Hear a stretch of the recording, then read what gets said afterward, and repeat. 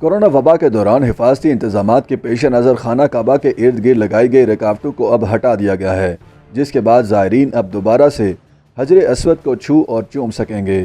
سعودی عرب سے موصول ہونے والی تصاویر میں دیکھا جا سکتا ہے کہ عمرہ کرنے والے پرجوش زائرین حجر اسود کو چوم رہے ہیں۔ اس سے قبل کورونا کے پھیلاؤ کو روکنے کی خاطر اس مقام پر رکاوٹیں لگا دی گئی تھیں، جہاں سے حجر اسود تک پہنچا جا سکتا ہے۔ کووڈ کی وبا کے دوران حجر اسود کو چھونے یا اسے چومنے پر عائد پابندی کو عمرہ سیزن کے دوران ختم کر دیا گیا ہے۔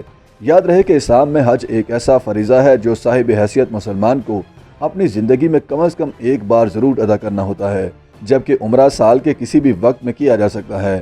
دنیا بھر سے لاکھوں مسلمان سال بھر عمرہ کی ادائیگی کے لیے سعودی عرب میں آتے جاتے رہتے ہیں۔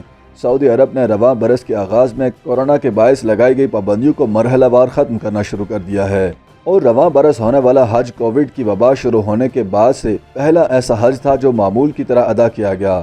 2020 میں جس وقت کورونا اپنے عروج پر تھا، صرف 1000 حجاج کرام کو فریضہ حج ادا کرنے کی اجازت دی گئی تھی، اور یہ 1000 افراد بھی وہ تھے جو سعودی عرب میں پہلے سے موجود تھے، کیونکہ بین الاقوامی حجاج پر پابندی تھی۔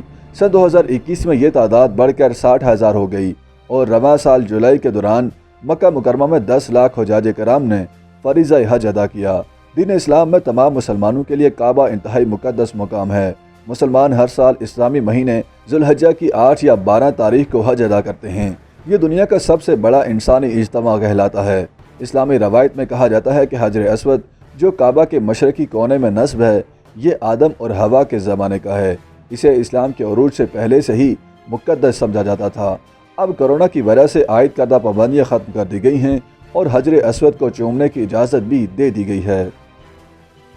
YouTube پر گوگلی نیوز دیکھنے کے لیے youtube.com کی سرچ بار میں googly news T V type کریں۔ گوگلی نیوز کے پیج پر سرخ رنگ کے سبسکرپشن والے بٹن پر کلک کرنا نہ بھولیے۔ YouTube پیج پر اپلوڈ ہونے والی ویڈیوز سے باخبر رہنے کے لیے بیل آئیکن پر کلک کیجیے۔ آپ کو ہر نئی ویڈیو کے بارے میں نوٹیفیکیشن موصول ہو جائے گا۔